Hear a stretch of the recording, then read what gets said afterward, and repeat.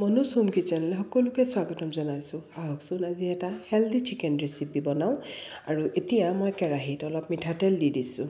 দি পেলাই অলপ ইয়াত চেনি দি দিম। চেনিখিনি অলপ কেৰামেল কৰিম। চেনিখিনি কেৰামেল কৰি পেলাই তাৰপিছতহে মই চিকেনখিনি দিম। চেনিখিনি কেৰামেল হওঁতে অলপ সময় লাগিব। এই ধৰণে এইখিনি ৰঙচুৱা হৈ যাব। ৰঙচুৱা হোৱাৰ পিছত খালি এটা কথা মনত ৰাখিব যে গেছটো একেবাৰে ফ্লেমটো ল' কৰি থ'ব, নহ'লে চেনিখিনি যদি জ্বলি যায় তেতিয়াহ'লে আমাৰ গোটেইখিনি বেয়া হৈ যাব। আৰু এতিয়া মই ইয়াত অলপ চিকেন দি দিছোঁ। এইখিনি লোকেল চিকেন হয়। চিকেন দি দিছোঁ কাৰণ মই প্ৰথমতে ঢাকন দি দিছিলোঁ কাৰণ ওপৰত পৰি যাব বাবে। আৰু দি পেলাই আকৌ গোটেইখিনি মই চিকেনখিনি দি দিছোঁ। আৰু মই চিকেন এইদৰে খাওঁ কাৰণ চিকেনখিনি বগা বগা হৈ থাকিলে মোৰ ভাল নালাগে। সেইকাৰণে মই এইখিনি খুব ভালকৈ ৰঙচুৱাকৈ একেবাৰে ভাজি লওঁ। আৰু এইখিনি একেবাৰে মই ৰঙচুৱাকৈ ভালকৈ ভাজি ল'ম। আৰু এই ধৰণে ভাজি পেলাই ভাজিলে তৰকাৰীখনো খাবলৈ খুব সোৱাদ লগা হয় আৰু খুব ভাল লাগে খাবলৈ। আৰু দেখিবলৈও মানে ভাল লাগে। এয়া চাওক আমাৰ চিকেনখিনি পূৰা ৰঙা হৈ গৈছে আৰু ইমান ধুনীয়া কালাৰ হৈছে দেখিছেনে? কিন্তু চিকেন ছফ্টনেছটো পূৰা আছে। এনেই যদি আমি সাধাৰণতে তেলত ভাজোঁতে চিকেনটো বেছি ড্ৰাই হৈ যায়। কিন্তু এইদৰে চেনি কেৰামেল কৰি পেলাই ভাজিলে চিকেনটো ড্ৰাই নহয়, ছফ্ট থাকে আৰু তাৰ কালাৰটো খালি ৰঙা হৈ যায়। দেখিবলৈ ভাল লাগে আৰু খাবলৈও কিন্তু খুব ভাল লাগে। আৰু আজি মই এইটো অলপ হেল্ডিভাৱে বনাবলৈ চেষ্টা কৰিছোঁ। আৰু আপোনালোকে এবাৰ বনাই চাব কিদৰে লাগে। মই ইয়াৰ বাবে লৈছোঁ ধনিয়া পাত লৈছোঁ, তাৰপিছত পিঁয়াজৰ পাত লৈছোঁ, এনেই বাৰীৰে হয়। পিঁয়াজৰ পাত লৈছোঁ, কেঁচা জলকীয়া লৈছোঁ, নৰসিংহৰ পাত লৈছোঁ। এই গোটেইখিনি মই পেষ্ট কৰি ল'ম।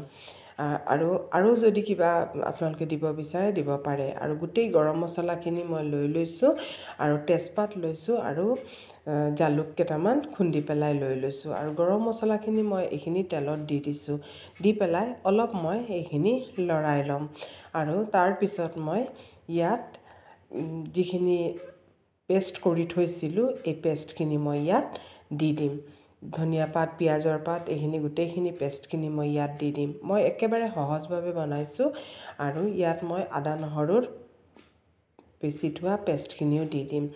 দি পেলাই এইখিনি অলপ মই লৰাম। আৰু এতিয়া মই জালুকৰ যিখিনি থেতালি পেলাই থৈছিলোঁ জালুক, গুড়ি কৰা জালুকখিনিও মই ইয়াত দি দিছোঁ। আৰু দি পেলাই এতিয়া ইয়াত মই নিমখ দি দিম। আৰু এই ৰেচিপিটো এবাৰ বনাই চাবচোন, ইমান টেষ্টি হয় খাবলৈ। আৰু একচুৱেলি এইটো হেল্ডিও হয় কাৰণ যিহেতু ধনিয়া পাত, পিঁয়াজৰ পাত, নৰসিংহ পাত চব আছে। আৰু ইয়াত মই এতিয়া ধনিয়াৰ গুড়া আৰু জিৰাৰ গুড়া দি দিছোঁ। দি পেলাই এইখিনি মই অলপ ভালকৈ লৰাই ল'ম। এইখিনি অলপ গেছটো ফ্লেমটো অলপ হাই কৰি পেলাই অলপ দেৰি ভালকৈ ভাজি ল'ব। তেতিয়া কি হ'ব, কেঁচা পাতৰ গোন্ধটো নাইকিয়া হৈ যাব। আৰু এইখিনি কিন্তু ভাজিব লাগিব। এইখিনি ভালকৈ ভাজিলে তেতিয়াহে গৈ আমাৰ চিকেনখিনি টেষ্টি হ'ব। আৰু এতিয়া মই ইয়াত চিকেনখিনি দি দিম। দি পেলাই অলপ মিক্স কৰি ল'ম। এইখিনি দি পেলাই অলপ ভালকৈ মই মিক্স কৰি ল'ম। এয়া চাওক কিমান ধুনীয়া হৈছে। আৰু ইয়াত মই একো বেলেগ বস্তু একো দিয়াও নাই, বেলেগ মছলা। আৰু বাতিত লাগি আছিলে যিখিনি আমাৰ পেষ্ট সেইখিনি ধুই পেলাই ইয়াত পানী অলপ দি দিছোঁ। কাৰণ যিহেতু শুকান হয় আমাৰ চিকেনখিনিত গোটেইখিনি সোমাব লাগিব। সেইকাৰণে মই ইয়াত এইখিনি দি দিছোঁ। দিয়াৰ পিছত মই এইখিনি ঢাকি পেলাই থৈ দিম।